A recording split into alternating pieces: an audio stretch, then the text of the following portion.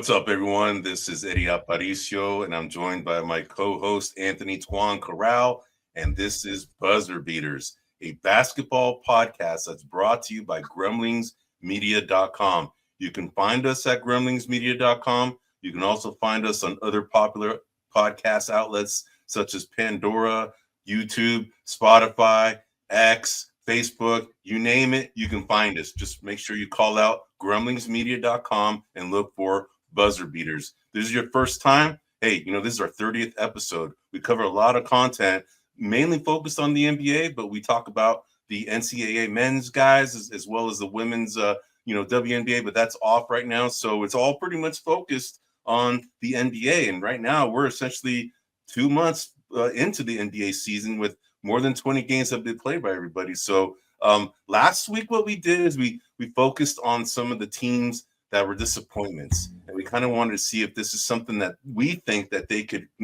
come back and get some traction to come back from that disappointing start, or if this is kind of more of the same. This week, what we're doing is we're actually doing the opposite. We're going to go ahead and talk about some of the surprises, some of the teams that have actually had some really good starts, and some of them have kind of faded a little bit, but we wanted to kind of see if this is something that we think, are they going to continue surprising and surge, or are they regress? So we're going to go ahead and talk about that, and then we're going to dovetail into the Emirates NBA Cup standings. I mean, that's pretty much done now, and then the knockout round is starting next week. We'll go ahead and cover. Tuan and I are all about contests, and we had a little contest on that. I have a little scoring system that came up with Tuan, which I kind of gave you a sneak peek about it, but we'll review when we get there. And then the last is another contest Tuan and I have been doing, and that is on the rookie watch. We have that kind of this draft that we did, and then we've been kind of keeping track of the stats throughout the entire season of all the rookies that are on our team. So there's 5 rookies on each team, 4 first rounders, and then 1 second rounder each team. And I've been keeping stats, and I'll go ahead and show you how I go about calculating the stats as well. And then we'll go through the last thing, which is the conference seeding standings. That's going to be shifting on a week-to-week basis because the NBA is definitely shifting big time. So Tuan, man, before we get started, I want to ask you, man, how was your Thanksgiving, man? Man, it was busy. Bro, I was tired. I was looking forward to going back to work, man. Really? Oh yeah, it was exhausting. I took Wednesday off, right? Because I think I may have mentioned this last week. We were having some people at the house. I had to rearrange furniture so we could accommodate about 20 people. So did all that Wednesday. Thursday was all day cooking. Now I don't cook. I'm a horrible cook. I burn water, bro. Just so you know. So I'm not a good cook. But what I am good, I can clean. I can organize. So I'm following my two daughters and my wife around. They're cooking stuff. I'm cleaning. I'm moving this, moving that. So that's what I'm doing. But you're essentially taking orders, man, right? You're the sous chef. I'm the sous chef, bro. If they tell me to cut something, I cut it. You know, if they tell me to boil water, I start boiling it. But that's it, dude. I don't taste test. I don't nothing. I'm just horrible. Now, right? do your girls, your Sienna and Lexi, do they cook? Do they? They cook. They cook. So Check them out. Sienna made the mashed potatoes. Lex made the macaroni and cheese. My wife, made the turkey and the stuffing and a couple of other things. And then people that were coming over brought some other things. So it was pretty good. We like to cook a smaller turkey, and then what we do is we get a boneless breast turkey, right? And we cook that because mostly everyone prefers the white meat, but we have the dark meat on the turkey in case. I think you said you're a dark meat guy. Dude, I'm all about the dark meat, dude. Yeah, so if you came over, you'd have all the dark meat. Yeah. But we did all that, and then Friday had a little Friendsgiving with some buddies, and that was kind of an all day ordeal. And then Saturday, trying to recoup, and then Sunday start putting up Christmas decorations, bro. And I'm just like, that's it. You already started doing that? You already put your Started. Oh, just started. Okay, we started, right? This is a couple of week process, bro, because so we started putting up some of the lights, putting up some of the tree. We still have to get the ornaments up and stuff like that, but little by little, dude, little bit at a time. But just pretty much every day from that whole holiday was just exhausting. How about you? I know you went to the great state of Texas. So on Tuesday, Patty and I drove down to LA because we wanted to go meet our daughter because we had flights that were flying out of LAX to Austin. So we drove down there the night before, stayed overnight, and then, dude, we got up early and left seriously, the hotel that we were staying at is only about 1.5 miles away, but it took us almost 35 minutes just to get there, man. And it was a good thing we woke up and left and got an Uber right over there to get there on time. But we were like, you mean the hotel in Texas? We stayed at a hotel in LA to get on a plane to go to Texas from LAX, right? But in order to get there, we had to take an Uber, which is only 1.5 miles away from the hotel. And dude, we barely made it, man. It was like that. It was so packed. It was crazy how packed it was, man. So, and then, coming back, I came back on Sunday, and then we drove back on Monday from LA up to here. But I heard that from the TSA, from one of my managers told me that the TSA reported that was the most traveled day ever in the history was on Sunday with Thanksgiving. It was just crazy, and I could see it because the airport was completely full, man. But hey, man, I had it was only like 6 of us. It was my brother-in-laws. I have 2 of them, then my mother-in-law, and then my wife, myself, and Amanda. And we just, dude, I kind of was still dealing with gout a little bit, man. So I'm cool now, but I wasn't necessarily 100% when I went there. And anytime I get gout, bro, and I've had this one for like 2 weeks now, a little bit more than 2 weeks. Anytime I get gout, man, I kind of have to watch what I eat. And I can't really eat what I really want, right? So I, because of that, I believe it or not, bro, I actually lost weight over the Thanksgiving break compared to, because of the gout thing, right? So I couldn't eat like burgers and all that. I had to just stay with the, the white meat stuff for everything, man. But dude, I had a great time. Didn't imbibe too much just because of the gout thing. So it's probably a good thing, a blessing in disguise. That's the motto when you get older, bro. I can't eat what I want. Yeah, I know. We have to watch ourselves, man. The less you can eat that you want. Yeah, totally, man. But yeah, it's good to be back to it. I felt it too, like, traveling, it takes a lot out of you. It was good to be back too. So I'm back in the swing of things this week. But dude, so we're here with our podcast, man. Let's go ahead and get started, man. So, all right. So as we discussed, what we're going to talk about today are some of the surprise teams, right? And we wanted to go ahead. We're going to go ahead and cover 4 teams from the East. We're going to go over the East first. And then we're going to go over the West. There's 5 teams in the West. And we'll go ahead and get started with I think the team that's been the most surprising, and it's very obvious, the Cleveland Cavaliers. Cavaliers. Right? I mean, okay, and for the audience, Evan Mobley, in my opinion. Oh yeah, for sure. We've been talking about Evan Mobley big time, right? But I'll tell you, so just for the audience, there's a lot of information here on this banner, but all the subsequent banners are going to follow the same kind of flow. What you're going to see here is that number 1 tells you in the front, the number tells you where they're seated today, right now. And then you'll see offensive rating with the number, and then, where they're ranked. The 1 tells you they're first, and then defensive rating, they're 10th, net rating, they're 3rd. And then I added another piece of information here. I looked at the starters, okay, the starters versus bench and where they rank in the entire NBA. And their starters make up 83.9%, 83.9 points, and that's 7th best in the league. And then their bench is 38, which is 7th best in the league. So they're a very balanced squad, man. So, but I got to tell you, man, this team from the outset, I mean, let's just say, man, Kenny Atkinson seems to have just unleashed this team, man. Yes. They're a 19-3 right now. They're steamrolling teams for the most part. What's interesting, though, bro, is that they have 3 losses. One of them was to the Celtics, which was a great game, right? It was one of the first NBA Cup games that we've seen, and it was like a instant classic. But 2 of their losses, man, of their 3 are to the same team, the Atlanta Hawks. Can you believe that, man? No, right? I can't believe that. But like in all sports, there's matchups, right? There's always a matchup problem. Correct. There's always a team that for whatever reason you can't get around. Yeah, it's interesting, man. So, and for the most part, this team has been pretty healthy for the most part. There's only been really one guy who's been out and hasn't played yet in the entire season, and it's Max Strus. And this was the guy I was trying to remember, when we first started the season, that I didn't see him in the lineup. I thought maybe like he got traded or just retired. I didn't see him, right? I didn't see any reports on him, but then I found out later he's been dealing with an injury that on his ankle that it's indefinite right now. He doesn't know. They don't know when he's going to come back, right? Yeah. So that's the only guy. But other than that, this team has been pretty balanced, man. And they started out 15-0. But in their last 7 games, they're 4-3. Like I said, I think Atkinson has unleashed this team. They're the biggest surprise in the NBA. I want to get your take, man. Do you think these guys are a legitimate contender, Or do you think that they're going to regress, more to No, I mean, I think they may regress a little, but I think they're definitely going to be top 3 when it's all said and done in terms of the seeding. And it wouldn't be, and any of those positions wouldn't surprise me, 1, 2, or 3. Right. The thing that I want to see them is, they got pretty deep in the playoffs last year. They're gonna, my guess would be that they're going to get pretty deep in the playoffs again.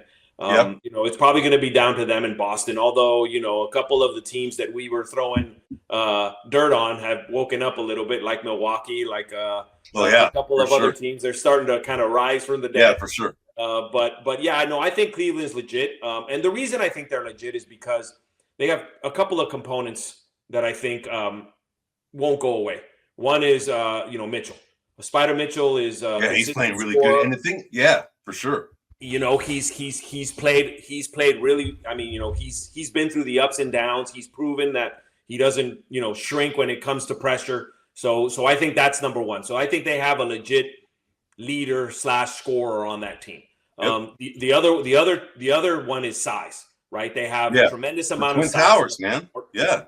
Correct. So as long as Allen can stay healthy, he's been the one kind of piece that has had a little bit of injury history.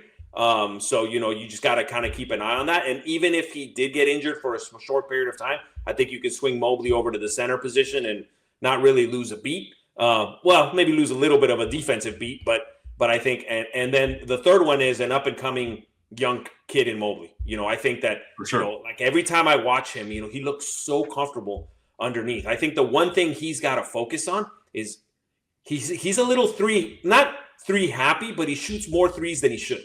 I think that he needs to punish them in the low. He's very smooth in the low post. For sure. He can create a lot of space if he stays in the low post. Jared Allen's not exactly a low post scorer. He's not a scorer pretty much at all.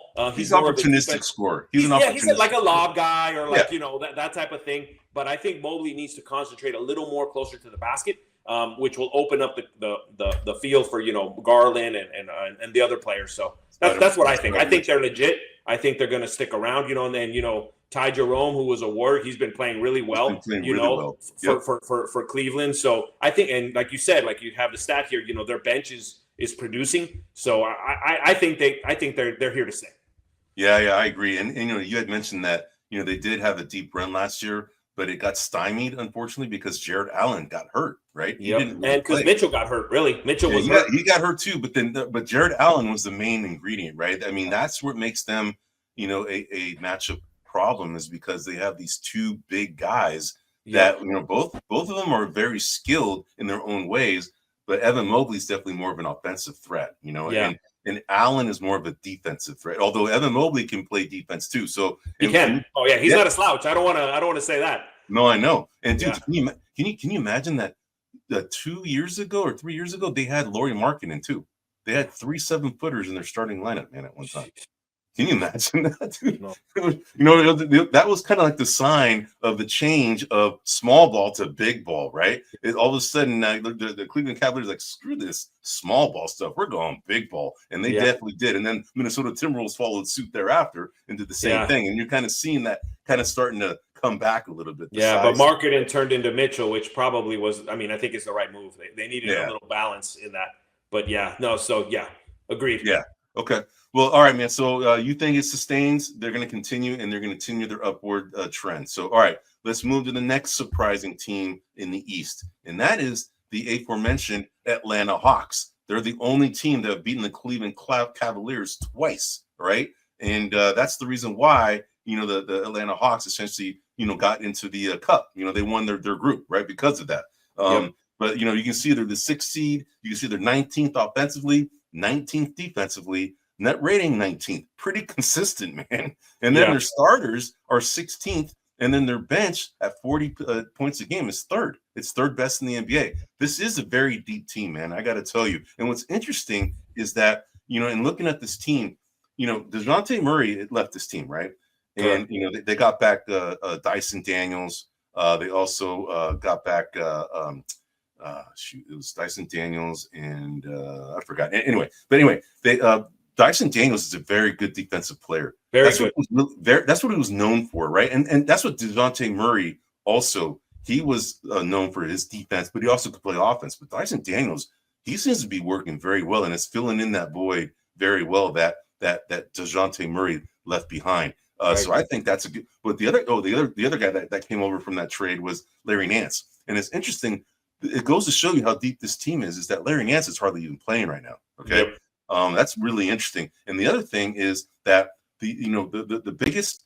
We talked about some of the offseason signings. These guys that on the rookie contracts and they're kind of getting an extension.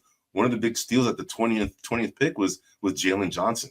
All right, that guy, he has been playing lights out, man, and he's like really. I mean, he's unleashed this team a little bit, in my opinion. Because Trae Young, he's been kind of playing a little bit more passive recently. He hasn't been as assertive offensively as we have normally seen him. He normally is kind of like guy taking over like the scoring, the scoring responsibility for the team, and he just seems to be kind of trying to facilitate more. And the other interesting thing that I thought may have happened, and we may have talked this before the season, is that we thought maybe Clint Capella might have been dealt, right? Yeah, we did talk about that. Yeah, yeah, and because we thought this emerging Onyeka Okongwu at a USC, I mean, he's a really good player. I mean, he's a defensive minded guy, just like Capella is, but he can shoot. He can shoot the three every now and then. And Capella has no offensive game to speak of other than just the opportunistic putbacks, right? Which he's good at too, right? So this team is better than they're playing better. I mean, they're 11-11, right? I mean, we thought that they would be worse than this. And I called them as a surprising team just because 11-11 and beating the Cleveland Cavaliers 2 out of 3 times, they deserve to be, recognized here as one of the. Yeah, and one thing for me, I was a little mixed on the draft pick of Reece Archie, initially. Yeah. And he's playing well. He's getting better. He seems to be tracking in the right place. So that's another thing I think that is a pleasant surprise. I mean, he still isn't, a leader on the team or anything like that in any capacity, but I think he's doing well. And to your point with Trae Young, I think that if this team's going to succeed, I don't think Trae Young can be the focus of the offense. I think Trae Young has to be, a complement to the offense. And so they need to figure out where that scoring is going to come on a more consistent basis. And then Trae Young can be like the cherry on top or the dagger, that would come if and when they go on runs or do, play offensively. Yeah, and it could be that this Jalen Johnson might emerge as that guy. The guy who's going to be their main scoring threat because he is a problem. Because he's a two-way player. He can play defense and offense very well. He's long, right? Yeah. But this team is definitely deep. I mean, you can see that they're the third best bench, right? That tells you how deep they are. The fact that Larry Nance isn't playing, that tells you how deep they are. And right? We didn't even bring up Bogdanovich. I mean, Yeah, and he's come back. He was injured and he came back. So, but yeah. So let me ask: do you think that you're going to see more of the same, them continuing to surprise everybody and kind of be on the same path, or do you see them kind of regressing to the mean? I think they'll stay right around 500. Okay. I think so too. I don't necessarily think they'll be better than what they are now. I don't necessarily see them getting worse, but I think they'll hover right around 500, which unfortunately in the East is like, who knows, could be a 5th seed. It's pretty good, man, right? If you're in the West, you're not even probably in the play-in game if you're around. I know. Well, right now they're like the 6th seed, so they're in the playoffs right now. Correct. Right? So I guess overall, I would say in the East they're probably going to be in the playoffs, but overall in the league they would be below middle tier, right? They would be in the upper lower tier, I guess is the way that I would put it. But yeah. Right. Yeah. Right. So I see a couple of folks here just watching. We're here live. We're here live for a reason because we want to hear from you. We want to get your comments, your questions, anything that you'd like us to talk about. We're more than happy to take your questions or comments. So please feel free, if your platform allows it, to go ahead and post up a comment or a question. Thanks for listening. All right. So anything else on the Atlanta Hawks before we move on to the next team in the East? That's a surprise. No. I think we pretty much covered them. Okay, cool. All right, so the next team that I wanted to go ahead and point out as a surprise team. Now, again, this team is, we're talking about a team that's under 500, okay? But the East isn't the West, right? So, the West is very deep. You're not going to see an under 500 team until probably like the 12th or 13th seed, and you're seeing it here in the 7th and 8th seed with the Chicago Bulls. So the Chicago Bulls are 9-13, okay? Obviously, they've been actually relatively healthy. They haven't really had many injuries, other than maybe Patrick Williams, who's been probably the one who's been longest on the injury list. But this team has gone 3-3 in the last 6.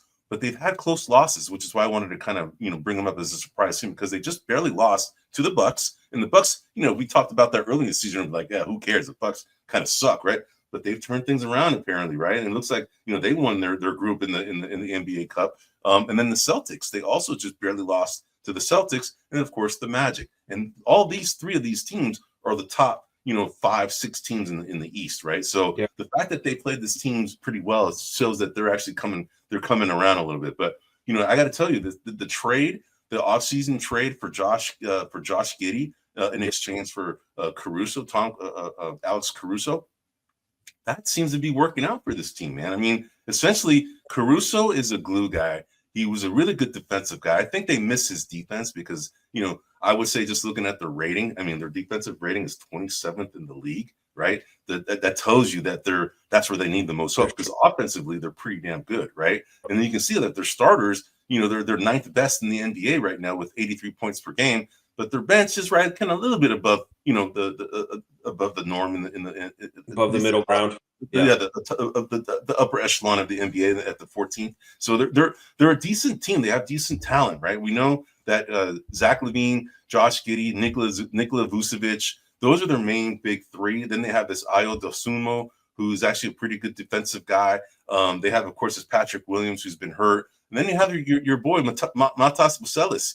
He's starting to play more, man. He actually you got to get him going, man. I'm telling you, dude. He balled out big time, man. A couple games ago. So the fact that he's doing that, you're closing the gap, man. We'll go over that. We'll show you. And don't forget Kobe White. Kobe White's been playing. Kobe White too. I forgot about Kobe White. Yes, and then Lonzo Ball, dude. Lonzo Ball is back. Lonzo Ball is back after taking like 2 years off. Hopefully he's changed his shoes, man, because I think that's the biggest contributor as to why he's been injured so much. But a 9-13 team. Yeah, are they surprising? Yes, only because we thought they'd be worse, and they're actually being very competitive right now. In my opinion, they are. So what do you think, man? Do you think that we're going to see them continuing to progress? I'm kind of looking at their depth chart right now, and I can see Kobe White's out. I don't know how long he's out for. Patrick Williams is out, and I don't know how long he's out for. Lonzo Williams is out. I don't know how long he's out for. Josh Giddey's day to day. So day-to-day. Yeah, so I think that this team to me looks like a team that is trying very hard to, stay aggressive, make the most out of their season. But to me, I think this is a team that's going to slip. I think, after like December into the January timeframe, it's going to be too much for them. And I think they're going to start to lose in big chunks. That's what I think. Now, also, if I'm not mistaken, there's been talk about trading their center, right? Isn't there been some talk? Yeah.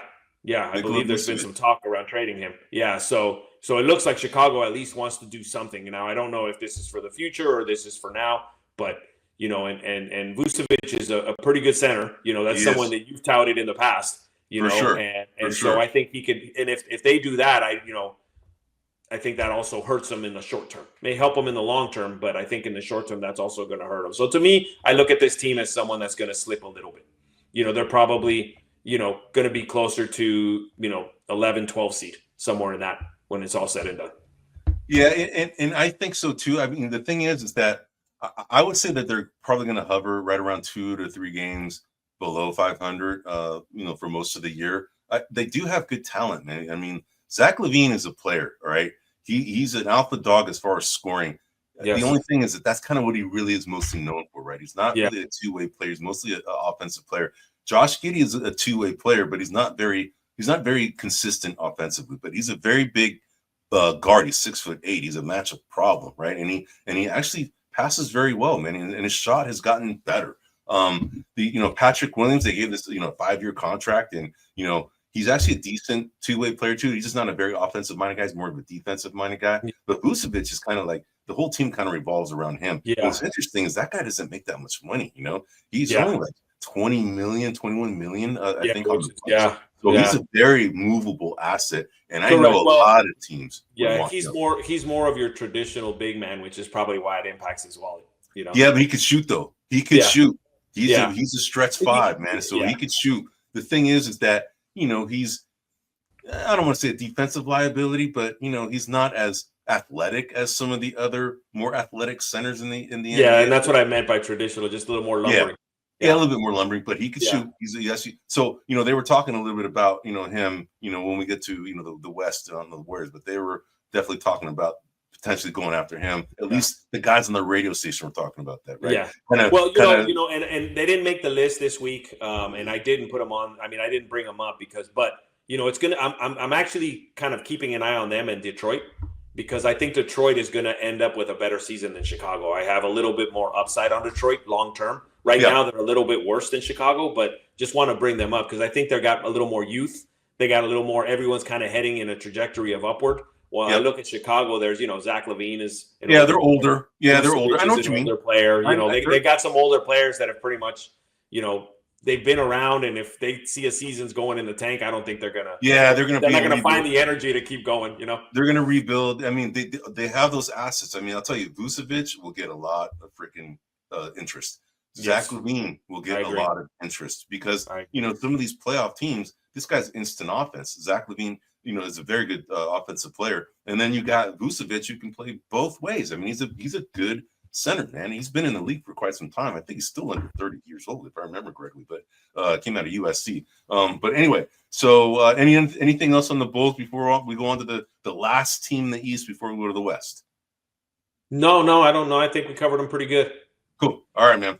All right, so the next team is the last team in the East, and this is the currently 9th seeded Brooklyn Nets. You can see that their offensive rating, they were the 16th team, but defensively, they're the 25th. Net rating, they're 24th, okay?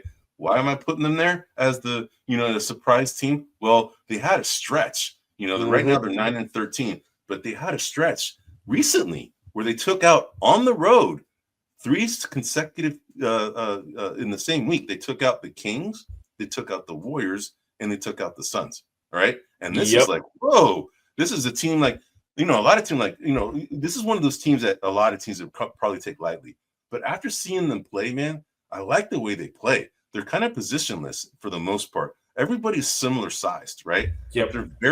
They're very aggressive, as far as maybe their defensive rating isn't showing it, that they play hard, but you can see that they play hard. But the problem is they're opportunistic. Yeah, right. But the thing is that the reason why, after winning those 3 games, they proceeded to lose the next 3 games. And primarily it's because their best player is out now, Cam Thomas. Cam Thomas, had a strained hamstring, and he's going to be reevaluated in 3 weeks, which means he's probably going to miss at least a month, right? So you're going to see, without their best team, the best player, you're going to see some of these other guys start taking, a shot at getting some playing time. Zaire Williams actually was a guy who played very well for them. At least I remember against the Warriors, man, he just balled out, right? So and then they have the Nick Claxton, who was a very good center. He's one of these athletic centers. He's not more of a traditional kind of center that doesn't really score, but he does all the dirty work. He's a good player. So they have some decent pieces. Cam Johnson is another guy, played for Phoenix Suns. He's a guy who came out of North Carolina. He's actually a really good player too. So they have, and Dennis Schroeder is the point guard. He's a problem, man. He's just way too freaking fast. He just breaks on any beat. So they have a lot of interesting pieces. But the thing is that because they're in the East, they should be better than they are because the East isn't as competitive. Yeah, but I'll give them some points. They came out West, and supposedly the West is better than the East, and they go ahead and beat 3 teams. Correct. That's 3. Yeah. And the Sun and the Warriors at the time had excellent records. They weren't no slouch teams. And the Kings are starting to wake up a little bit now. But yeah, I mean that was this is kind of a peculiar team to me. Like I don't know what to make of them. I know you're going to ask me what I think, and honestly, I don't know. They're kind of, what's interesting is that before they went with the Durant, Kyrie, Harden, this was kind of the vibe that Brooklyn was having. Right. They were kind of building something and they were getting better. And then all of a sudden they decided to, hey, let's go for broke and get these 3 guys. And that all went to hell. And they kind of, I'm getting that same vibe again, like that good energy, that good thing. And I really don't, if I look at their roster, they got some good players, but I don't see anybody like far and away like would be like, oh, that's the guy, or that's no, there isn't. There are a bunch of like they're doing it as a group. Yeah, they're like what Barkley said the other night, right? About the Warriors, they're just a bunch of just a guys along with Steph Curry. Exactly. They're a bunch of just a guys on that team. Yeah, but the Warriors have Draymond and Steph, who are not just the guys. Right. But I don't know who Brooklyn has that isn't just the guys.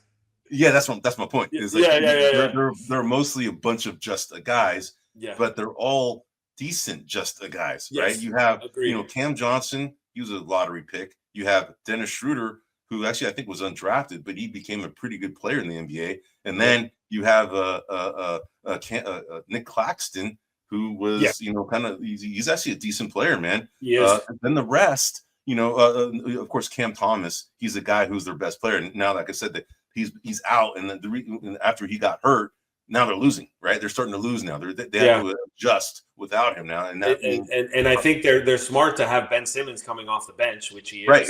And that's really where he is right now in his career. But he's also a lottery pick. I think he was number one pick.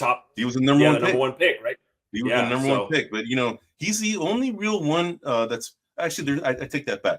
He's been the one who's been in and out of the injury reports, right? But the one guy who hasn't yet to play is Bojan Bogdanovic, who actually played for the Nets years ago and then left and then came back, right? But he's now back on the Nets, but he hasn't played yet, and he's one of these outside scoring threats. But I see this team. That Dorian Finney-Smith, he's got an ankle issue. He's been out too, right? So but like I said, they have a bunch of decent players. I think they have a bunch of assets that a lot of teams would probably come knocking when the trade deadline comes, because they have some pretty interesting pieces. And this team, they essentially got stripped of all of their picks because of what happened with Durant, Irving, and Harden, right? So they didn't even have any offseason, they didn't have any draft picks in this upcoming draft, so they were kind of hurting, man. But I believe in the NBA you can't trade away 2 consecutive first round picks, so they should have a pick at least this season coming up, and then I don't know what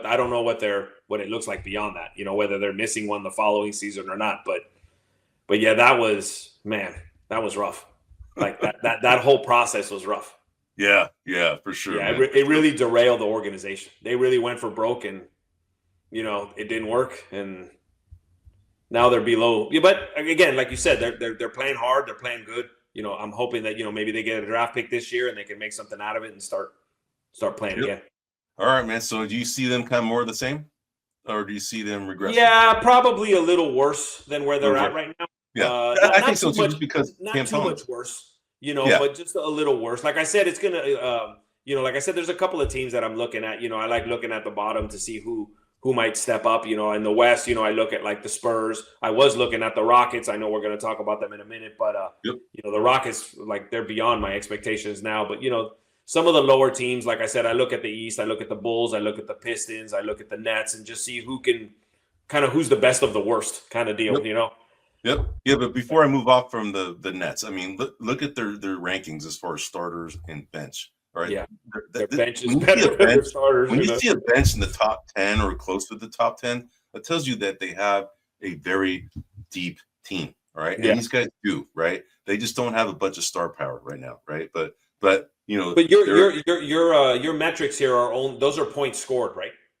Those are points scored. Yeah. Correct. Okay. Yes, correct. Yeah. So, all right, let's go dovetail to the West. So the first team we're going to talk about, a big surprise, is the currently number 2 seeded Houston Rockets, 18th ranked offensive rated team, which is interesting because this is actually the second worst offensive rated team out of all the teams that we're covering today. Okay, they're the second worst. There's one that's worse that's going to be coming up soon. But defensive rating, they're at number 2. They are this year's Minnesota Timberwolves of last year. That's what I was going to say. They took the Timberwolves soul. They did. They did, man. But you could see, I mean, look at how much of an impact defense has, okay? You can see that they're like one of the bottom level guys on offense, but top 5, top 3 in defense. You can see how much of an impact that has on net rating, right? They're 5th best, right? So that tells you defense travels. And this, we talked about this before the season started, that last year when we were looking at the ratings, it surprised me that this team their ratings on the defensive end were better than their offense because they totally come across as an offensive team, right? They do. Right, but their ratings tell you they're very defensive minded. But then you look at their overall starters and their bench scoring. I mean, they're equal. They're equal. They're the 13th best on both sides. That tells you they're a very balanced team. They're very balanced. Yeah, I agree. So this team is scary. I know this is a team that you wanted to talk about. So give me your thoughts about these guys. I mean, like you said, I think you kind of stole it a little bit. They are this year's Minnesota Timberwolves. I mean. Yep. They're a very tough team. They're a very well coached team.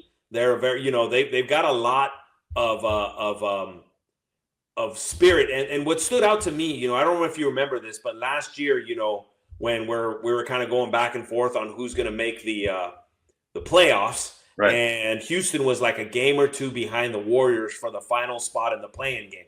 Yeah. And I remember at the time telling you I think Houston's going to pass them up. I think Houston's going to catch them, and then all of a sudden, Houston went on a little bit of a dry spell. What do you call it? A little bit of a dry spell, yeah. And they kind of separated a little bit. But I always thought it was more Houston kind of losing speed than it was the Warriors pulling away. And this year, I knew they'd be better. I didn't think they'd be this better. Right. No, I know. I agree with you, man. Yeah. I didn't see it either, man. No, I don't think anybody saw that they would be this formidable this quickly. I mean, they definitely have the main ingredient that really, I think, helped them was bringing on, Fred VanVleet and then Dylan Brooks, right? Well, so let me ask you a little bit about Dylan Brooks, because I'm not a big Dylan Brooks fan, but he's definitely a no excuse defense. Get in your face, talk to whoever type of player. How much you think of that attitude is rubbed off on all the other players? I think that I wouldn't say that it rubbed off on all the players. I think that he just is a veteran presence that, has been in the playoffs, that, is a defensive minded guy that I think helps kind of set as an example to some of the younger players on what they need to do to succeed. Fred VanVleet is not a defensive player. He can do it, but he's just too small. He's an offensive guy. Yeah. So they needed to bring somebody who has the junkyard dog kind of attitude, and he has that in spades, right? We know that. Just like Draymond Green is the same way. He has that in spades, right? Dylan Brooks is that kind of a player. And I would say that he does rub off on some of the players, at least as an example for others to kind of how to play hard defense. I think he does too. At towards the end of his career over at Memphis, he started to become a liability. He was making them a little too kind of crazy. So I'll be honest, I thought lesser of him. I didn't think when I heard he got traded to Houston, I'm like, oh, they sent him off to Siberia. Like, that's it. You're just you're going to die. But I mean, to his credit, he's the team's playing well. He's a component of that. He's a starter on that team. He is very defensive minded. And so, I think that, like you said, and, they're the second best defensive team in the league. I think if they continue focusing on defense, the offense will follow, and I think that's what a lot of teams have a hard time doing, or a lot of players have a hard time doing, like Indiana last year. They're just very offensive focused. But I think if you're a good defensive team, I mean, we've talked about this, and, through history, everyone's talked about it. Defense is really the key piece. And I think that, that's where they're at right now. And, the coach there, I want to call him Epe Odu. I know that's not his name, but that's Ime Udoka. Yeah, Ime Udoka. You're thinking of the Milwaukee guy for the Warriors. Epe Udo. Epe Udo, yeah. Anyway, he was coaching in Boston, and and I know he had a defensive mind. He's a defensive minded coach, and he's bringing some of that over to Houston, and so good for him. And I think I don't. So to answer your question, I don't think they'll stay at the number 2 spot, but I think they're going to be top 4. I think they got some staying power. I think they're going to, which is going to upset. That nobody gets injured, but assuming of course, all of this is with the assumption that no one gets injured, right? Yeah. But even them more than others, I think they can sustain an injury a little bit better than some of the other teams. Yeah, they're a deep team, man. I mean, they have the likes of Atari Eason coming off the bench. They have Amen Thompson coming off the bench. One of the they twins. have Steven Adams coming off the bench. Yes. Jason Tate coming off the bench. And then your boy Reed Shepherd. Yes. He gets like 5 to 10 minutes a night, but he can shoot. He plays good D. just a little small, but but I'm saying if something happens to Van Fleet, I think Shepard could be more he can come in there and play, stepping in for a handful of games. So I think that this team's a little more injury proof than some of the others. Like Shea Gilgeous-Alexander goes down in Oklahoma. I think that's way more of an impact than. For sure. Yeah, for sure. But the thing is about this team is that they're not reliant on one guy to do the most of their scoring. They have Jalen Green, Fred VanVleet. They have Baby Jokic and Alperen Sengun. Then they have Jabari Smith. Then they have the Tari Eason coming off the bench. They have Dylan Brooks as their defensive minded guy, but so is Jabari Smith. But you can see, and then of course Steven Adams is that guy too. He's a defensive. Yeah, I think Sengun would be the one that would hurt the most if he got hurt. If he got injured, time, he'd be the one that would hurt the most. I think. Yeah. But okay, so you say they're still going to stay around top four. I think so. I mean, we can go back and look at what my prediction was before. I think I did have them in the playoffs, maybe towards the play-in game. I don't remember. We'll take a look at that here in a minute. But I think they have some staying power, and they'll stay in the if there's 10 teams, they'll stay in the upper half, 5 or higher. Okay. All right. Yeah. All right. Man. All right. So let's move on to the next team. So we have. This is a team that you pointed out, right? Yes. At the beginning of the season. You're like, these guys are actually, going to come back. And, dude, they have come back with a vengeance, all right? Ja Morant looks like he has become the leader in that team. Like, he's definitely took, that whole thing last year where you got kind of, fined by the NBA, he was not playing, he missed like 25 games. I think he took it seriously, man, which is good. It's showing right now. He's definitely become kind of one of these vocal leaders, lead by example type of guys. But you can see, like, based on their ratings, right? Their starters are the 21st in the league, but their bench, dude. Look what happened when Ja Morant, Desmond Bane, those guys got hurt last year. Then a lot of these other guys kind of got a lot of playing time. Blessing in disguise. You can see the results here, man. I mean, they are a very, very deep team. And the guys that really haven't really played yet are just G.G. Jackson. Really, he's the only guy who hasn't really played. And then you got Vince Williams, who's been kind of in and out as well. But other than that, these guys are sporting a 10 to 11-man rotation, just like the Warriors are doing, right? So this team seems to be here to stay. They have won 6 of their last 7 games. They're 14-8 right now. They are very hot. Okay, they are definitely climbing the ranks. And you could call on that, dude. I mean, these guys are. Yeah, and someone who I had noticed, during the summer league, who I think is a key bench component is Scottie Pippen Jr. You did. Yeah, I was just really impressed by his overall kind of just handling of the team, and I felt like he was doing whatever was needed.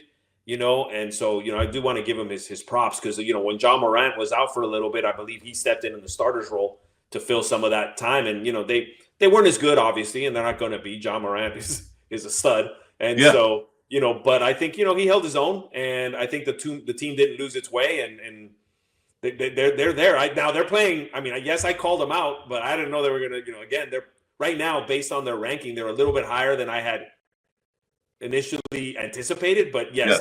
I expected them not to be towards the bottom of the group. I mean, I expected them to be competing, and that's what they're doing right now. They're competing. Yeah, you had them as the 9th seed, and I had them as the 12th seed. Yeah. Okay, so we're both way off on that because these guys are definitely playing it. It's still early in the season. There's a lot. We're a quarter way through it now, almost. We're almost a quarter way through it. So you kind of see the trends right now. On what a team's going to be doing, and we're going to talk about our team coming up shortly. But yeah, these guys, you see these guys sustaining or regressing a little bit to the mean. So I think regressing a little from where they're currently at. I think Houston's got more staying power than they do. Okay. I think that eventually they'll be in maybe the 7 to 10 seed, somewhere in there. Okay. Maybe 6th. I think that's a little high, but I think they'll be playing for a play-in game. I actually think they might win their play-in game. And get into the playoffs. But that's kind of where I have them, more in that range. Well, I got to tell you. No, again, Zach Edey's been hurt Zach too. Zach Edey has been out for like 8 games, man. Yeah, he's killing you. This is the reason why you made up some ground on me, man. On that. I know. All right, but he's coming back. He's coming back, I think, this weekend. So I'll be kind of getting back to my lead again, man. But you're fighting weight. Yeah, exactly, man. So all right, man. So let's go on to the next team. That is the Los Angeles Clippers, the number 5 seeded Los Angeles Clippers, right? They're the 22 rated. This is the worst rated offensive team out of all the teams that we're covering here today. They're the worst. We already talked about the Rockets. They were the second worst. But defensive rating, this is kind of where this is their calling card. They're the 6th rated team defensively, and their net rating team is at 10. Okay, so they're a top 10 team net rating. But you can see that their bench and is 12th, and then their starters are 22nd. And they're doing all of this without Kawhi Leonard, man. Yes. Right? Imagine when they get Kawhi Leonard back. All right. Well, well, this is the squad that's making me eat a little bit of humble pie because I thought there was no way in hell they'd be anywhere near here. Like, dude, I thought they'd be like towards the bottom until Kawhi came back and then try to make some sort of surge back into contention. But I mean, Norman Powell is playing really good. Harden found a little bit of old Harden. Now again, with Harden, I don't think that's sustainable. With Norman Powell, I think it would be, but with Harden, I don't think it's sustainable. If Kawhi doesn't come back to help here in this, I don't think they can keep it up. Like not on the. You're right because they'll be too reliant on Harden, right, to kind of carry the weight of the offense. Norman Powell has been doing that very, very well, but they're just more of a defensive-minded team that they kind of create offense based on their defense. Visa Zubac, man, that dude is. Oh, he's one of the most underrated big men in the league. Oh, dude, amazing, man! That he's a great fit for that team. And then you have these defensive-minded guys. They're all kind of similar sized. They're just kind of long and wiry. Derek Jones, Chris Dunn, Terrence Mann, Nicholas Batum, Amir Coffey. Old man Batum. Old man Batum. But these guys are all like long, wiry, defensive-minded guys, right? These guys are a problem, in my opinion, and they're just going to get better whenever Kawhi Leonard comes back, right? But so what is your call, man? If they're going to regress or sustain this? I know it all depends on Kawhi, but I just kind of want. I mean, I'm going to stick to my original thought. I don't think they can keep it up. But and the reason I'm saying that is I don't know how they're doing it now. I can't. I mean, I understand they're good defensive team, but I'm at a loss as to how they're doing it now. So because I can't really put my finger on it, I'm going to say they're going to slip some. Now, if Kawhi comes back, that changes the whole ball game. This is where I would have expected them to be with Kawhi playing, right? Not without, and and of course he's as long as he's healthy, he's a defensive monster. He's a problem. And so it's going to be a problem. But I don't have as much. I don't feel as much insight into them as so I'm going to say they're going to slip. But to be honest, I'm going to be honest with you and everyone here. I don't have a feel for this. I don't know. Yeah, I hear you. I think. And by the way, and you've been more of a fan of them than I have. You've been more of a believer of the Clippers. Yeah. So what do you think? You think they got staying power? So I had them ranked 9th. All right, that's where I kind of thought they would fall. You had them ranked around 12. You were 12. I was 9th. I'm surprised at how well they have been playing because I thought they would be more of a play-in team. And the season's still long; anything can happen. But I did not see them being where they're at right now, especially in a very deep West and a very talented West. They're right there at number 5, man. So, they're 14-9, and that's a good record, man, especially when you play in the majority of your games in the West. So without their best player, I mean, Kawhi Leonard is their best player, even though Harden is very formidable, but Kawhi Leonard is their best player, right? So, I just don't know how much you can count on Kawhi. Like, he could come in, play a couple of weeks, and then games, and then he's 2 weeks out, right? And then it's just I lost track as to what even hurts, what he's hurt with. I'm just like it's always been a knee issue with that guy. It's always been. It happened when he was in San Antonio. It's been a knee issue, and it's always lingered for him throughout his career. So, all right, man. So let's move on to the next one. We only have 2 more teams. The next team is, of course, our team, man. The team in the Bay. The number 7 seeded team, Golden State Warriors.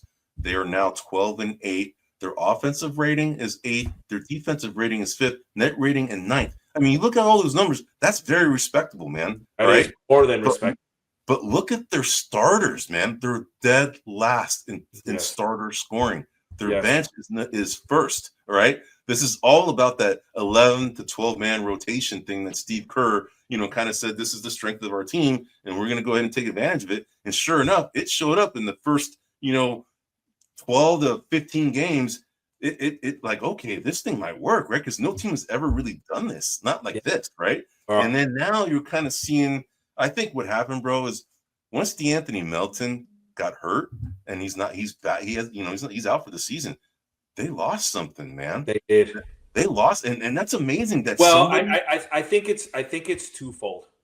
I think the thing that I didn't put into calculation was they didn't really have a backup point guard. They don't. They still don't. And my assumption was it would be Anthony, the Anthony Melton. But my other thought was that I think Podziemski is really hurting them right now. Well, right now he is. I mean, he got called out by the coach in the last game. He's the guy that would fit that role, And so I think that of everyone that got hurt, they picked the one position they were the thinnest at. Correct. I know that's a good call, man. That's a good call because that is where they had Chris Paul, as a backup point guard, and anytime you lose somebody of that caliber as a backup point guard, it's going to hurt, right? So they really didn't have somebody of that caliber to take over when Steph Curry needs his blow, right? He needs his rest, right? Correct. So that being said, also Steph's not a traditional point guard, right? He plays off the ball, he moves the ball around. I mean, it's just they got hurt. I mean, a lot of people would say they're thin in the front court, and I wouldn't argue with them.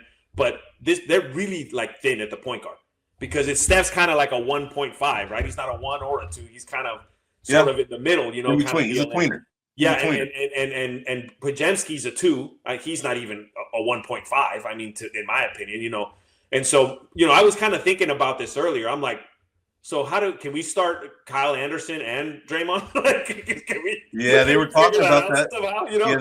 That's the problem. Is offensively they would take a serious hit, right? Because even though Draymond has gotten better with his 3-point shooting, he's definitely become more offensive minded recently because out of necessity. Even then, he's still not a very fluid offensive player. Kyle Anderson is a very good all around player. I would say that. In my opinion, I think he should be playing more, honestly, man. I think so, too. And I think that's probably an adjustment that Steve Kerr is going to make because anytime that guy is on the floor, dude, good things happen. Every single time, dude. And I'm wondering if Moody should get some of Podziemski's minutes. He should. I mean, that's what they were talking about a lot on the local radios today is like, for whatever reason, this guy can make a mistake, and he's still out there being thrown out and playing, get a lot of playing time. But then Moody and Kuminga, as soon as they make a mistake, oh man, they're out, right? They're out of the rotation. They're not playing that much, right? So something's got to give, right? So and what's really killing me, and I'll say this, we're absolutely destroying a great season by Wiggins. Wiggins is playing awesome. Dude, so Wiggins good. Is playing freaking awesome. So good. And I feel like we're wasting it. Like, dude. Come on. Like ever since he's been playing well, they haven't been winning, right? Yeah. And the thing is, what's interesting, bro, I've been seeing kind of a trend in how they've been losing. Okay.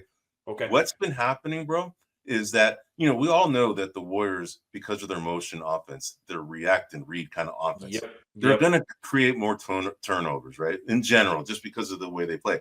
But a lot of talk on the radio today, a lot of callers, a lot of the radio guys were saying that maybe this team doesn't have the intellect collectively to be able to operate in a read and react offense, right? Which is part of the reason why they're having this problem, right? But what I've been seeing is that what happens, they had a 9-point lead and they were dominating Denver last night, man. They've done this multiple times. They were dominating the Houston Rockets by 31 points, right? Then they let them They were dominating the Brooklyn Nets. They were dominating, most of the teams they dominate for a period of time. And then, dude, their turnovers are just killing them, all right? Especially the non-dead ball turnovers, right? That creates a turnover. There's a lot of points off of turnovers that are causing a problem for this team. And that's their main issue. That is probably one of their biggest issues. For sure. That's a good point because you look at players like Kuminga, Buddy Hield, Podziemski as of late. Like when they have the ball, they make poor decisions. Like Steph's always been horrible with the ball. I mean, let's be clear. He's always been a turnover machine. He's a turnover machine, man. Yeah, but he's been forgiven because of all the other things. All the stuff he does offensively, man. All the other things he can do offensively, but and even at times defensively. But he's always been careless with the ball. Always do that, and that's the one thing. And you and I know that you and I have talked about. That's the one reason why he's not my favorite Warrior. Because me being a coach, you've been coaches, right? Yeah, dude, that is the word. A player that creates dumb turnovers, and he has a tendency to do this, man. And then you can see how bad Steve Kerr reacted to Podziemski doing dumb turnovers, right? But he doesn't have the the leeway like a Steph Curry, right? Steph Curry is easily a top 5 best player of all time, right? So he's going to have a lot of leeway for when he makes mistakes, but he does make a lot of dumb mistakes, right? No, he does. He gives the ball, a lot. And, and I remember early in his career, he had this thing with his mother where he had to pay her $1 for every turnover that he made or something. I think it became $100. It became $100. I mean, he owes her a lot of money. I'm going to tell you that. A lot of money, man. Mama's loving it, man. She's out shopping, man. So, Mama getting some new shoes, but what I was going to say, I can see the intellect part. Obviously, Kyle Anderson's a guy that knows how to make the right play. Draymond is the epitome of knowing how to make the right play. Trace Jackson Davis, I think, has a little bit of that in him, but he's hitting the sophomore wall a little bit. He's kind of slowed down a little, and so right now, if I look at him and Looney, I'm like, start whoever. It doesn't really matter, one or the other, because Looney's a rebounding machine, and that dude, I don't know at what point, but you can't move him. No, he's you cannot move him. You know what? He's got to play more, man. I mean, seriously. Every time he's on the court, good things happen, man. Just like Kyle Anderson. Kyle Anderson and Looney, anytime they're on the court, there's less mistakes. There's good ball movement. There's good screens. There's good defense. That's what this team needs. But what I was pointing out, bro, is that the turnovers are their issue. But the other problem that they have, bro, they make so many stupid fouls, man. They're just careless on fouling. They're just like a foul fest team. And that's how they let teams come back, right? Is they get to these big leads, then start turning over the ball, then they start fouling, and then the team comes back making free throws, and they just that's how they become. And then the problem is that in these close games, they're the worst free throw shooting team in the NBA, bro. All right. That's another thing too. That's another problem. You got Kuminga, who's like at 59%, man. Okay. But historically, don't get me started. I mean, if you're a professional, there's no way you should be less. You should be like at least 80%, bro. Yeah, all right? I'll give you 70. You should at least be a 70%. I say 80 if you're a pro. I'm with you. I agree with you. But I'm saying like you should at minimum you put your head down if you're below 70. No, I hear you, man. I hear you, man. So and Waters didn't even play yesterday. Yeah, that's the thing. He's having a problem figuring out the right rotations, man. Right? Yeah. He's got a lot of depth. And he's got to, even Curry was saying he's got to tighten up the rotation because people got to know their roles, right? And maybe that's going to happen. We'll see. So, you're asking. I mean, I know you're going to ask me. I think they need a trade to get some staying power. That's what a lot of people are saying. Yeah, I don't think we talked about Nikola Vucevic, right? Nikola Vucevic is a name that's been thrown out, at least by the fans over here. Well, to me, what I would look for is a point guard. Somebody that can keep it together. Facilitate has is a 37, 38% 3-point shooter, something like that. Somewhere in that range. Someone that can do that. The one thing also that I've noticed is Buddy Hield really has a hard time creating his own shot. When he's not a good shot. He can't. He's very limited. He can't do. And that's the one thing where Clay was a little different because Clay could. He wasn't exactly make his own shot, but he was tall enough and big enough where he could get it off whenever he needed to. And Hield's a little more limited in that sense. Yeah. So let me ask you something. They've lost 5 games in a row. Yes. They've hit this kind of. Let me ask you this: do you think you said that they needed to make a trade, or I think they need to do something? Okay. Do you think they need to make a trade, or do you think they just need to clean up their issues that they currently have? Their turnovers are their main issue, right? And then the dumb fouls are another issue, and then their free throw shooting. Get it better. Do you think if they do all that, do you think they turn the ship around, or do you think a trade is needed? So I'll tell you this, and I'm pulling this out of my ass, Eddie. I'm telling you straight up. But the only other point guard on that team is Reese Beekman, right? Yeah, guy from Virginia. Yep. Yeah, if he can somehow make it into the rotation and he proves an asset in just running the team, then they don't need to make a trade. But they need another point guard. Yeah, but he They doesn't even need. play, man. That's the I problem. know, I understand. That's why I'm saying I'm pulling it out of my ass. But you're asking me. Yeah. Other than that, they need a point guard. Like they can trade for Vucevic, and that's great. That's not going to help them in the long run. They need someone who can run the team. Yeah, maybe go get Lonzo Ball. Sure. Vucevic, Lonzo Ball. That's fine. I mean, but again, Lonzo Ball's a race like mountain, right? He gets hurt all the time. We pick him up, we start doing good for 10 games, and then he's out for the season. Yeah, I know. I hear you, but But something. So to me, that's what I think they need to do. They need to find another facilitator, or Brandon Pajemski starts to hunker down and play like he should. Yeah, and let's see how he reacts to how Steve Kerr kind of admonished him in front of the press, right?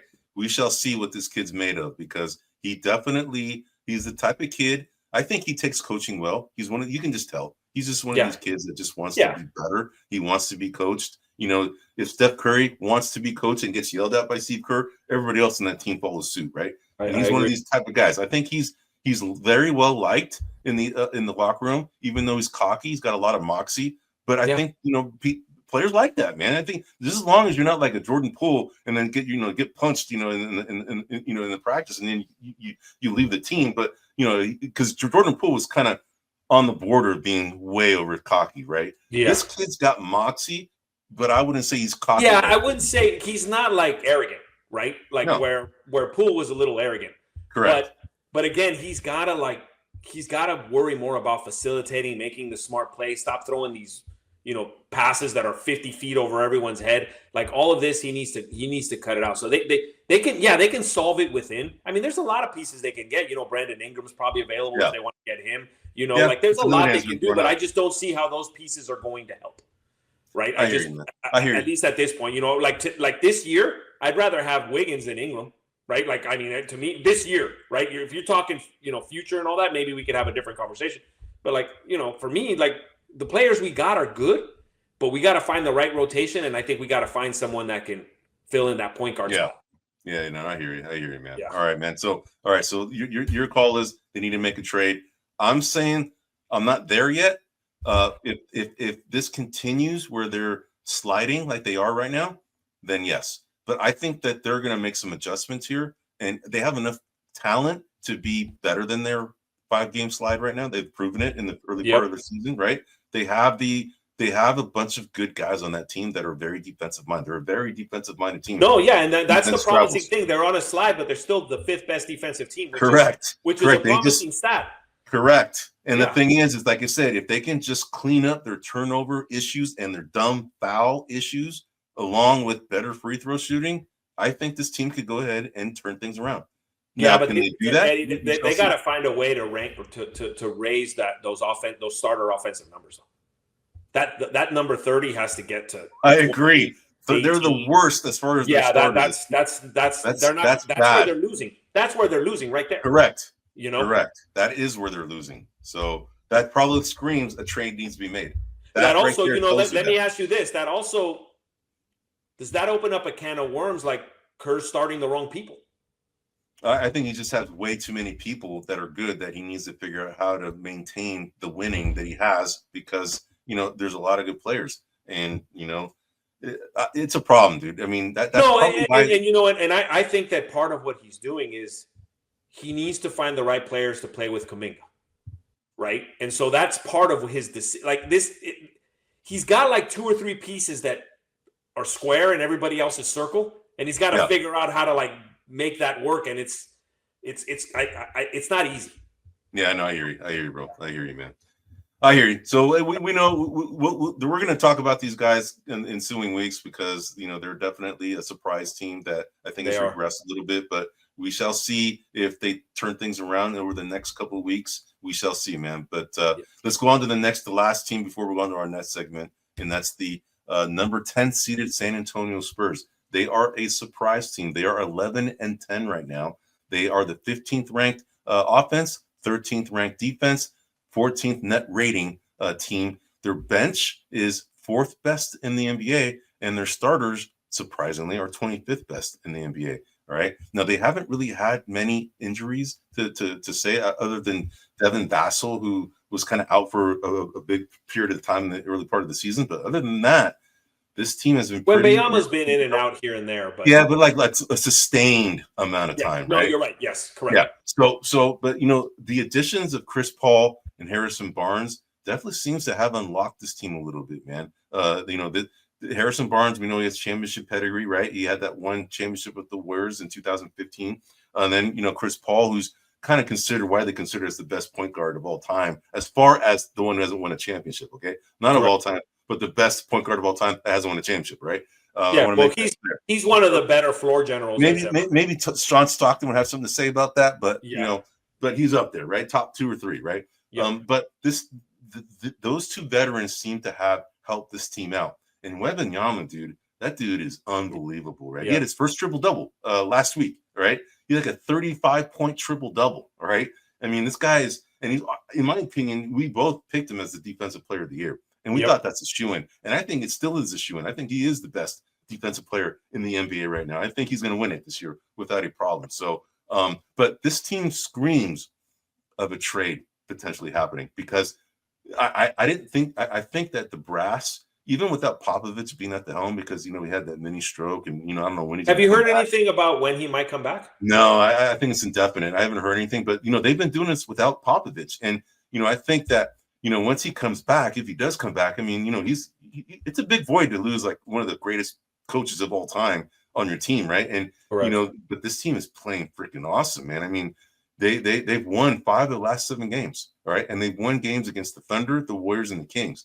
That's formidable competition, man, that they're beating.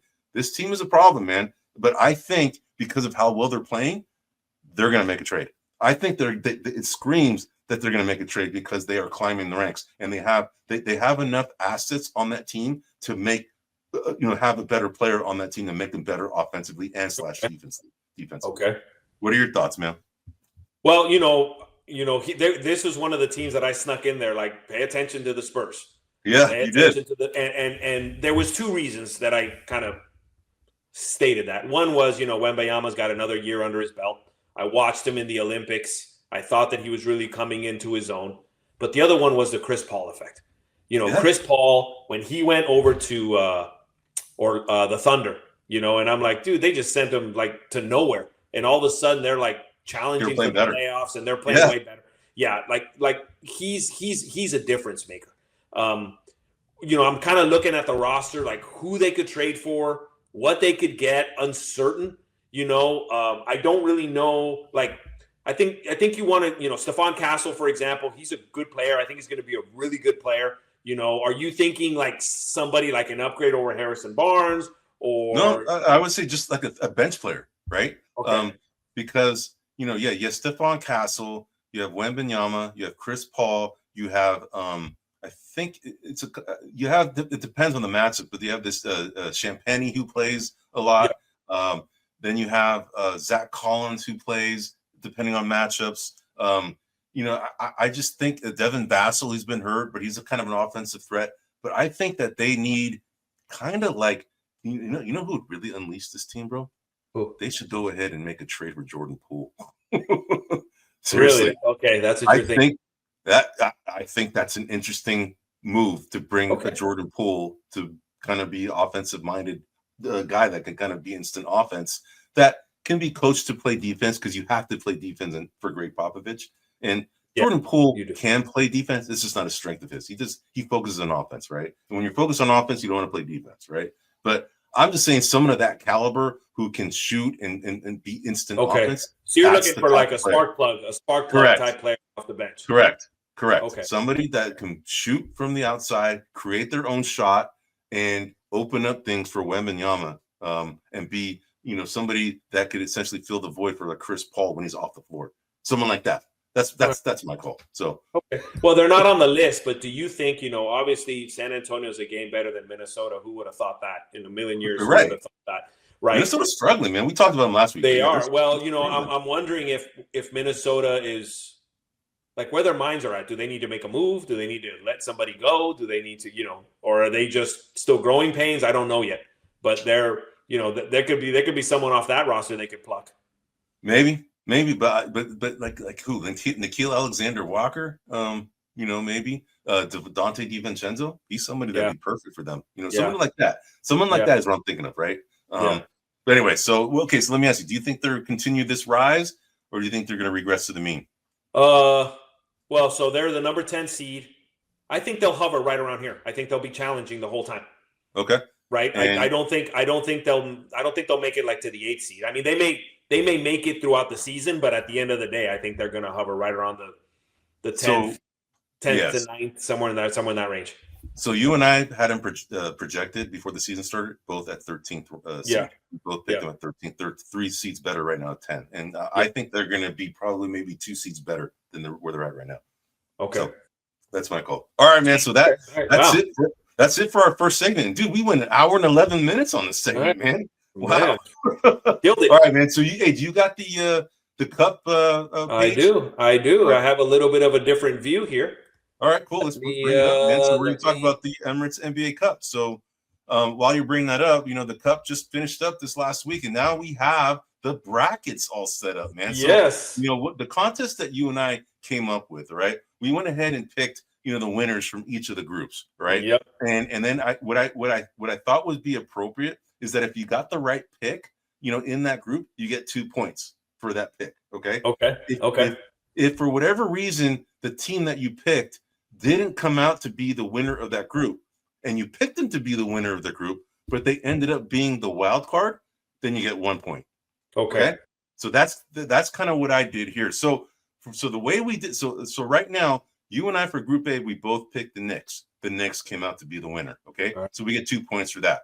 Right. You picked the Pacers. I know neither of us picked Atlanta. I'll tell you that. No, yeah, but in Group B in the East, you picked the Pacers. I picked the Heat. The actual winner was the Bucks. Yes. In Group C, you had the Cavs. I had the Celtics. Believe it or not, I can't believe the Celtics didn't win it, but the Hawks won it, man. They're their actual winner, right? And then, as far as wild card, you picked the Heat. I picked the Bucks. Now the Bucks ended up winning their group, but I because they won their group, and I picked them as a wild card, I get an extra point for that. Right? So you're up. You're up. So I'm up right now from the East. Now you go to the West. You and I picked the Rockets. I got a Group A. Okay, so we both get 2 points for that. Yep. Then in Group B, you picked the Lakers. I picked the Thunder, and the Thunder did win it. Okay, so I got 2 points for that. Man, you kicked my butt. And then the Warriors got the Group C. We both picked the Warriors. We both got points for the Warriors because we both picked them. But then the difference here is in the wild card, you picked the Thunder.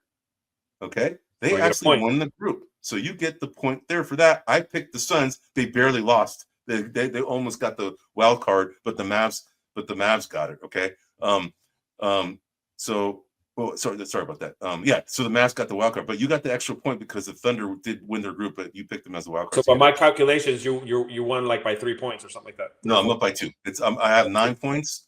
You have 7 points. Okay. All right. So now we're going to the knockouts. All right. Now so right now we have the Mavs going to the Thunder in the West. Then we have the Warriors going to the Rockets. Yes. And in the East, you have the Magic going to the Bucks.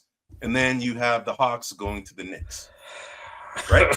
Now we're going to go ahead and pick. Now, let's go ahead and pick the winners here. And then you pick, whoever, if you get it right, we'll say it's 3 points. All right. Okay.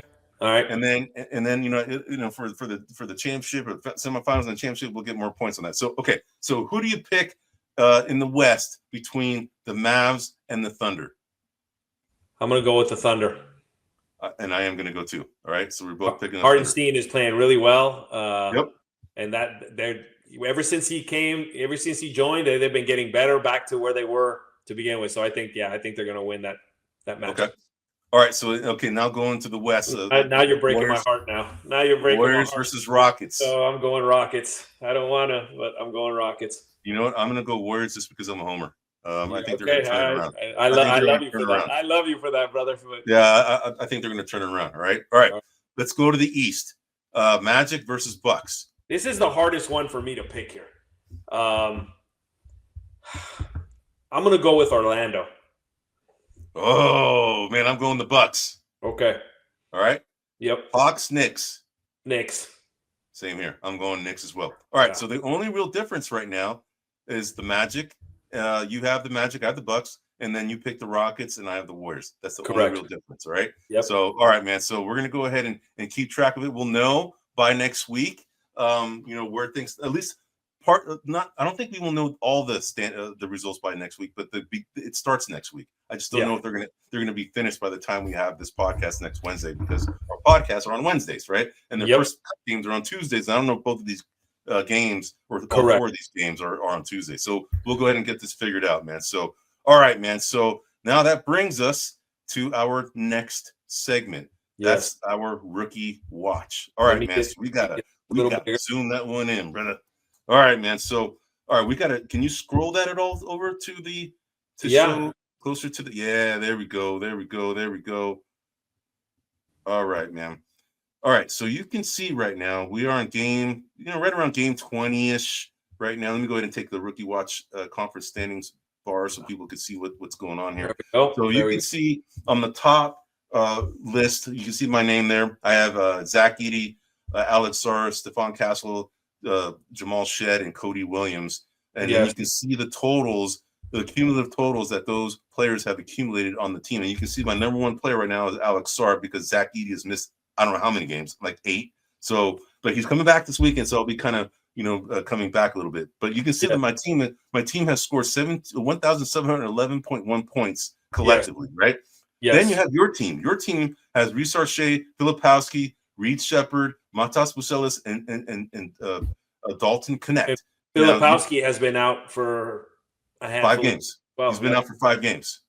So you're not unfortunately not getting any points there. But you can see that Cody Williams on my team, dude, he's in the G League. He got relegated to the G League, man. All right. So he hasn't been playing, and he hasn't been doing very well in the G League, man. So I don't know if you might be making up some ground really quick. But you can see Filipowski plays, but then I got Zach Edey coming back to play, right? Yep. All right. So what I wanted to do, bro, is if you could do me a favor, can you pull up like a box score? Let's just say pick a box score from yesterday. Okay. Any box score, just show any. It doesn't matter. Pick anything. And I wanted to go ahead and show how just pick any box score and then just put it up there. Any game, and we'll pick a player. Maybe pick like the last Atlanta Hawks, or pick Atlanta Hawks game maybe. There you go. Does it show? But it's showing. What do you want, the stats? That's the stats. I don't know if you can zoom in. Okay, so this is Portland. You can't see it very well, man. Unfortunately, it's not blowing up very well. But if you can't, here we go. All right. So here we go. So let's go ahead and pick. Let's zoom in on Jeremy Grant. Okay. Now I can't see the stats. If you can scroll it so you can see what each of the. Yeah, there we go. So Jeremy Grant's a good one, right? So so here we go. Points. So you have 12 points. Points or points? 12 points. All right. Gotcha. So rebounds, they are 1.2 points per rebound. So this would be gotcha. So this would be 4.8 points. 4.8 points. So you get 12 plus 4.8 points. That's 16.8 points. Okay. Yep. Then you have assists. Each of those assists is 1.5 points. Okay.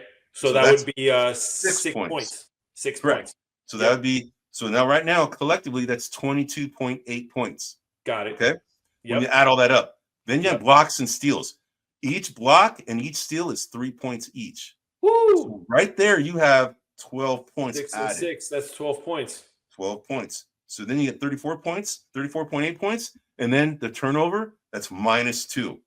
Okay. That's a 1-to-1 ratio. The turnover is a 1-to-1 ratio. Got it. So then Jeremy Grant scored a total of 32.8 points. Got it. So that's how we're doing it. That's how you do it. That's how I've been doing and calculating every player that we have on that rookie watch. So you can go back. You can go ahead and take that down and go back to the rookie watch slide. Okay, got it. Now that's how we're doing our score. That's how we're getting all these points right here. But you can see like there's some blanks, right? Because not every NBA team plays the exact same schedule, right? Correct. Everybody, you can see right now, like the one who's played the least amount of games right now has been the Washington Wizards. They're at 19 games, and then you have somebody who's already played 22 games. There's have 5 teams that have played 22 games already, and then you have the Wizards only playing 19, right? So they're 3 games behind. All right, but you can see that the delta right now is 183.5 as of scores as of yesterday. And before, the difference between us was a lot more than that. And again, it's because of Zach Edey. I think it was 211 last week. So correct. You're gaining ground big time. You are gaining ground big time, man. On right? The back, coming back. But we wanted to go ahead and, we talked about this last week to the audience, is that, this is a great way for you guys to have fun with some of your friends, right? You can watch a game together and kind of pick, hey, I'm going to pick this person from this team, and then you pick this team, another person from this team, and then we'll compete for drinks or whatever. Whatever. Yeah, whatever kind of you the same kind of, it's fun, man. It's fun. It's like a mini one versus one fantasy league you can do. Exactly. But you can do it every night. And what I like about this is, like you saw that Cody Williams was starting when we first made the draft. You had a little bit of insight, so you picked him up because you're like, all right, he's playing. And, and that's part of the challenge here. When you do it early on, we don't know who's going to play. We don't know who's not. We don't know who's hurt. We don't know who's not, I picked Buzelis because I thought, he played really well in Summer League. And Chicago's not all that great. And even though they're part of our, surprise teams, he really started off really not playing at all. And then as of late, he's starting to get more and more involved. And that's kind of the cool part, like Dalton Connect, was kind of in the starting lineup, but I didn't know he would be in the starting lineup. And then all of a sudden, he's kind of making his way in there. He's making his way, man. But let me show you a quick little trend here. If you focus on game 18, right? You can see that I had a total of 69.4 points. You had 71.6 points, right? Yeah. So the gap was bridged right there. Even game 17, that was the last time I had a lead. Okay. Then from game 19 to 20 to 21, you can see, 80.1 points you had in game 19. I had 75.3. You're eating into my lead. And then right here at 50.9 points in game 20, I'm at 14. And, SAR is the only one who hasn't played. So you're going to gain some points on me there. And then here again in game 21, you have everybody played except for Filipowski. And I played, I still am missing 2 other players, but you're going to gain ground on me again. So this is what's interesting, man. It's an interesting process here, man. So, but you're coming back. You're coming back with a vengeance, man. So, all right, let's go to the standings. Yes. All right, bro. So maybe you can zoom that out a little bit so you can kind of show so everybody can. Yeah, there we go. All right, man. So you can see the orange is the West and the blue is the East. The column on the left is Twan's rankings on the West, and then the column on the right in the West is mine. But you can see the actual standings are on the left column for each of our standings, and then the projected, this is before the season started, where we thought they would go ahead and end.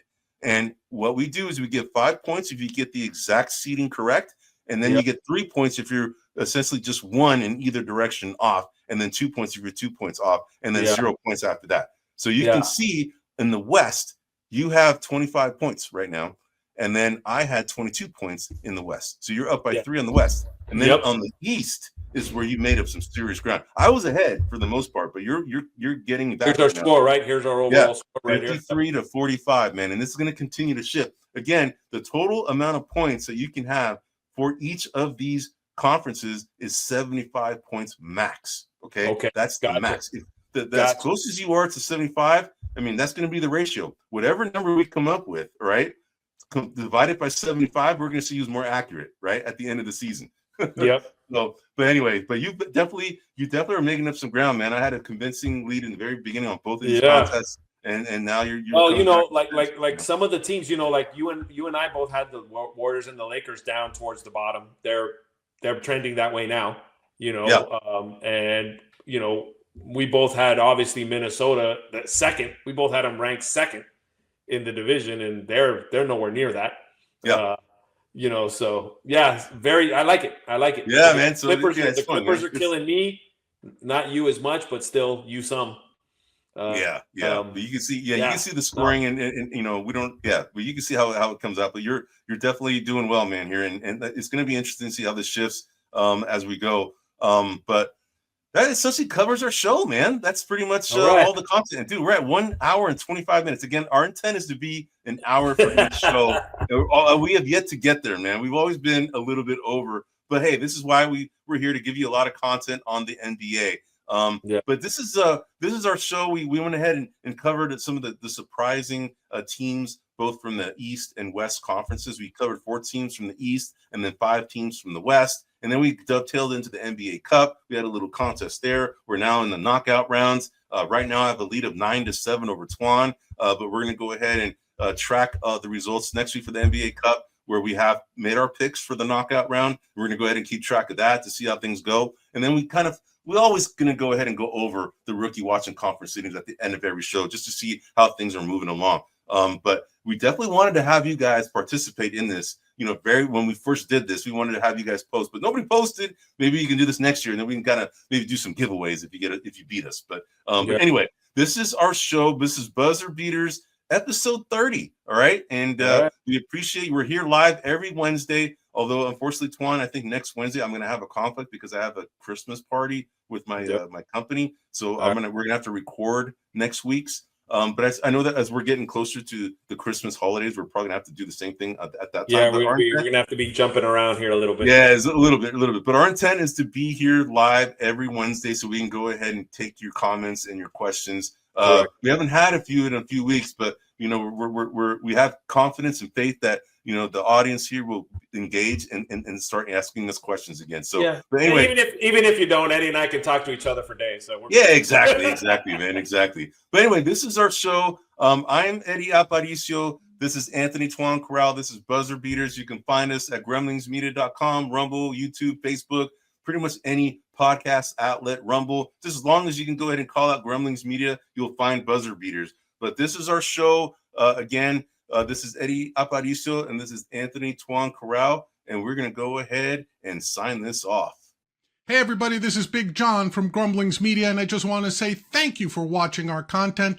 If you want to support our efforts here at Grumblings Media, just smash the subscribe button right here, totally free, or just go ahead and consume more of our great content. Click either one of these 2 boxes.